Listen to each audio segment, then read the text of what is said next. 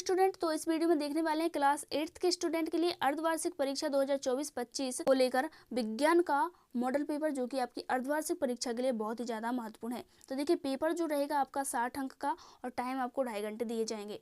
तो 60 अंक में से अब यदि आपको पूरे 60 ही चाहिए तो पूरी वीडियो को अच्छे से देखिए। पूरे क्वेश्चंस को आपको अच्छे से करना है और सारे क्वेश्चंस यहीं पर याद करते जाइए ताकि आपके एक भी नंबर नहीं कटे। तो देखिए, बहुविकल्पीय प्रश्न देखते हैं। सबसे पहले 1 से लेकर 5 तक जो है आपके। तो पहला प्रश्न आपका, निम्नलिखित में से रबी फसल का सही युग्म है। तो रबी फसल कब बोई जाती है? तो शीत ऋतु में आपकी रबी फसल बोई जाती है। तो इनमें से आपका जो सही युग्म कौन सा है? तो ऑप्शन आ है आपका धान मक्का, बी ऑप्शन है सोयाबीन मूंगफली, सी ऑप्शन है गेहूं चना, डी है कपास मूंग। तो आपका सी ऑप्शन जो है गेहूं चना बिल्कुल सही है। इसके बाद देखेंगे, एड्स किसी संक्रमित व्यक्ति से दूसरे स्वस्थ व्यक्ति में किसके जरिए फैल सकता है? तो एड्स जो है साथ भोजन करने से, बी ऑप्शन है पीड़ित के द्वारा रक्तदान से, सी ऑप्शन है साझे कंधे के प्रयोग से, डी ऑप्शन है मच्छर के काटने से। तो आपका सही ऑप्शन बी ऑप्शन है पीड़ित के रक्तदान से। इसके बाद देखेंगे, नेक्स्ट आपका है अक्षय प्राकृतिक संसाधन है। तो अक्षय प्राकृतिक संसाधन क्या है? तो खनिज, ये ऑप्शन है आपका, बी ऑप्शन है सूर्य का प्रकाश, सी ऑप्शन है कोयला, डी ऑप्शन है पेट्रोल। तो बी ऑप्शन जो है आपका सूर्य का प्रकाश, यह अक्षय प्राकृतिक संसाधन है जो कि कभी भी समाप्त नहीं हो सकता है।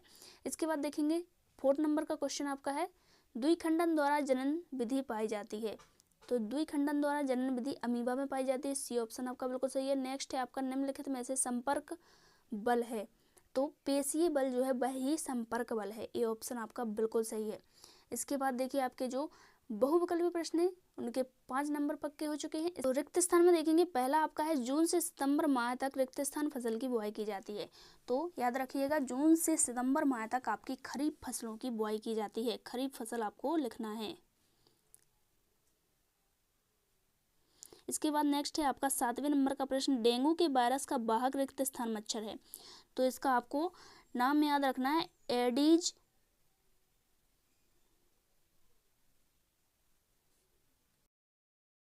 Aegypti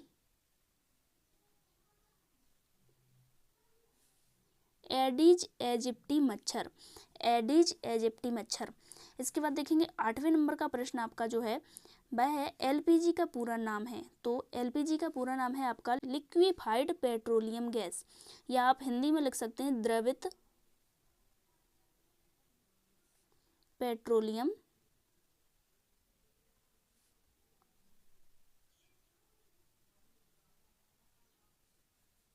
gas, liquefied petroleum gas या द्रवित पेट्रोलियम गैस। इसके बाद देखेंगे, नेक्स्ट आपका 9वें नंबर का प्रश्न है, अलैंगिक जनन में केवल कितने जनक शामिल होते हैं? अलैंगिक जनन में रिक्त स्थान जनक शामिल होते हैं। तो अलैंगिक जनन में एक जनक शामिल होता है, एक लिखेंगे। नेक्स्ट है, किसी वस्तु पर लगने वाले धक्के या खिंचाव को रिक्त स्थान कहते हैं। किसी वस्तु पर लगने वाले धक्के या खिंचाव को बल कहते हैं, बल आप लिखेंगे फोर्स। इसके बाद देखेंगे अति लघु उत्तरीय प्रश्न।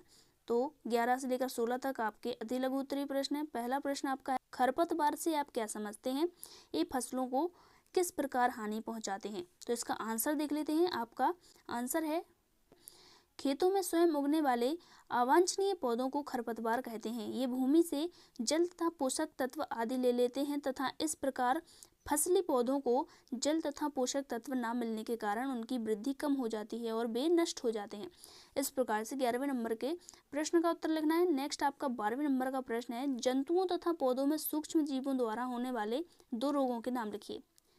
तो आप लिखेंगे, सूक्ष्म जीवों द्वारा जंतुओं में होने वाले रोग टाइफाइड, पोलियो, और सूक्ष्म जीवों द्वारा पौधों में होने वाले रोग हैं नींबू कैंकर, भिंडी की पीत।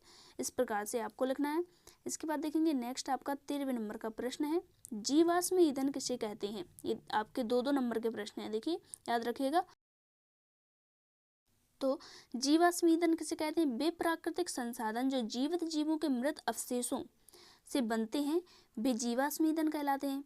जैसे कि कोयला, प्राकृतिक गैस और पेट्रोलियम जीवाश्म ईंधन के उदाहरण हैं। इसके बाद देखेंगे, नेक्स्ट आपका 14 नंबर का प्रश्न क्या है, आईवीएफ का पूरा नाम क्या है? आईवीएफ का पूरा नाम बताना है आपको। तो आप लिखेंगे IVF का पूरा नाम इन विट्रो निषेचन या इन विट्रो फर्टिलाइजेशन है, इस प्रकार से लिख सकते हैं। नेक्स्ट आपका 15वें नंबर का प्रश्न है, आसुत जल में विद्युत का चालन क्यों नहीं होता, कारण लिखिए।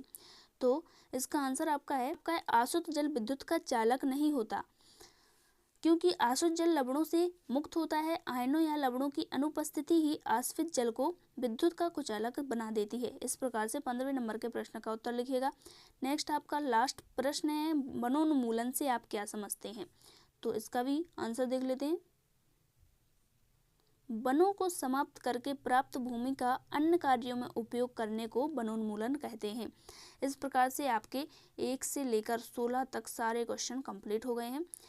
तो आपको बहुत ही अच्छे से इनको करके जाना है। आपके दिसंबर में पेपर हैं, अच्छे से तैयारी कीजिए, अच्छे अंक प्राप्त कीजिए। मिलते हैं नेक्स्ट वीडियो में। Thanks for watching.